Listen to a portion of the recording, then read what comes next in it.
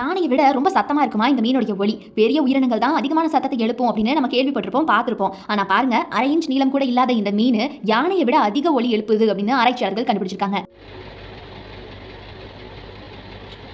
உலகத்துல ரொம்ப ரொம்ப மிகச்சிறிய மீன்கள்ல ஒன்றாக கருதப்படக்கூடிய டானியோனெல்லா செரிப்ரம் அப்படிங்கிற இந்த மீன் கண்ணாடி போன்ற உடலை கொண்டது. அதாவது ஒளி ஊடுருவக்கூடிய டிரான்ஸ்பரண்டான ஒரு அமைப்பை கொண்ட உடலை தான் இது கொண்டிருக்கு.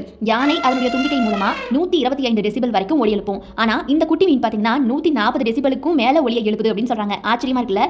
100 மீட்டர் தொலைவில் விமானம் புறப்படும் போது மனுஷனால உணரப்படக்கூடிய சத்தத்துக்கு இணையா இந்த சத்தம் இருக்குமா? அப்படித்தான் ஆராய்ச்சியாளர்கள் வியந்து சொல்றாங்க. அதுலயும் பாருங்க, ஒரு சின்ன அளவிலான மீன்ல இருந்து இந்த சத்தம் வருது அப்படிங்கிறது தான் அசாதாரணமான ஒரு விஷயமே.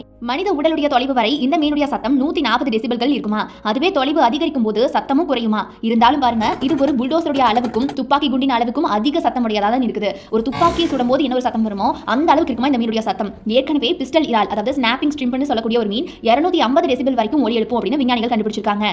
அது போக ஜெர்மனியில இருக்கக்கூடிய ஆய்வகத்துல மீன் தொட்டியிலிருந்து ஒரு ஒலி வந்துச்சாம். சோ அதை தான் விஞ்ஞானிகள் பாத்தீங்கன்னா என்ன ஒலி இது அப்படிங்கிற மாதிரி யோசிச்சு இந்த மீன் ஆய்வு செய்ய தொடங்கியிருக்காங்க.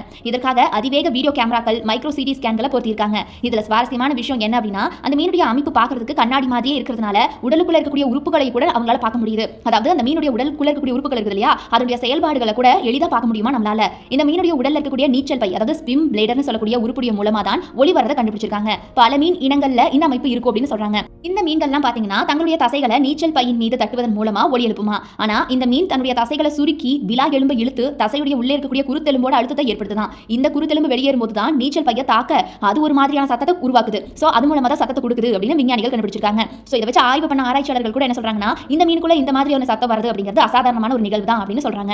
இந்த ஆய்வுல தலைமை தாங்கிய வெரிட்டி குக் அப்படிங்கிற நபர் என்ன சொல்றாரு அப்படின்னா, இந்த மீன்கள் சின்னதாகவும் வெளிப்படையான உடல் அமைப்பை பெற்றிருக்கிறதுனால நாங்க இந்த மீனை நியூரோ சயின்ஸ்க்காக படிக்கிறோம். இந்த வகை மீன்களுடைய சத்தம் அதிகமா இருக்கிறதுனால தொட்டிகளை கடந்து போகும்போது, அதாவது அந்த மீன் தொட்டிகளை நாங்க கடந்து போகும்போது கூட நம்மளால அதனை எளிதா கேட்க முடியும். இந்த மீன்கள் ஏன் இந்த அளவுக்கு பெரிய சத்தத்தை எழுப்புது அப்படின்னு இனிமே தெளிவா எங்களால புரிஞ்சுக்க முடியல. பொதுவா பாத்தீங்கன்னா இந்த மாதிரியான மீன்கள் மியான்மர்ல ரொம்ப ரொம்ப டார்க் பிளேஸ், இந்த இருண்ட பகுதி இருக்கு இல்லையா, அந்த மாதிரியான பகுதிகளிலும் சேறுகள் நிறைந்த அதிகமா இருக்கக்கூடிய அந்த நீர்லயும் தான் பாத்தீங்கன்னா இந்த மீன்கள் அதிகமா இருக்கும். இந்த ஒலி எதனால வருது அப்படின்னு பாத்தீங்கன்னா, மேபி நாங்க வந்து நினைக்கிறோம் ஒருத்தர் அந்த மீன்களுக்குள்ள இருக்கக்கூடிய இனத்துக்குள்ள அவங்க கம்யூனிகேட் பண்ணிக்கிறதுக்காக பேசுறதுக்காக உருவாக்கி இருக்கலாம் இந்த ஒலியை அப்படின்னு அவங்க வந்து நினைக்கிறதா சொல்றாரு. ஆனா இது எந்தளவுக்கு உண்மை அப்படின்னு தெரியல. சோ இது தொடர்ந்து பாத்தீங்கன்னா இன்னும் ஆய்வுகள் போயிட்டு தான் இருக்கு. ஆனா இப்படி வேகமா ஒலி எழுப்புறது ஆண் மீன்கள் மட்டும் தானா? மற்ற ஆண் மீன்கள் கிட்ட ஆக்ரோஷமான நடத்தையை காட்டவும் பெண் மீன்களோட இன சேர்க்கைக்காகவும் பாத்தீங்கன்னா இந்த மாதிரியான ஒலியை வந்து அதுங்க எழுப்புது. இப்படி ஒரு நடத்தை அதுங்க கிட்ட இருக்குது அப்படின்னு சொல்றாரு. அதுலயும் 8 ஆண் மீன்களை ஒரு பெரிய தொட்டியில நம்ம வச்சிருந்தோம் அப்படின்னா அதுல 3 மட்டுமே அதிகமான ஒலியை எழுப்பும் அப்படின்னு சொல்றாங்க. அது போக மத்தது எல்லாமே கொஞ்சம் அமைதியா தான் இருக்குமா.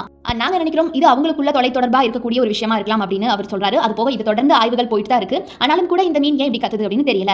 இன்னைக்கும் இந்த சின்ன மீன்குள்ள இருந்து அவ்வளவு பெரிய சத்தம் வருது அப்படிங்கிறது ரொம்ப ரொம்ப சுவாரஸ்யம் நிறைந்ததா தான் பார்க்கப்பட்டு வருது.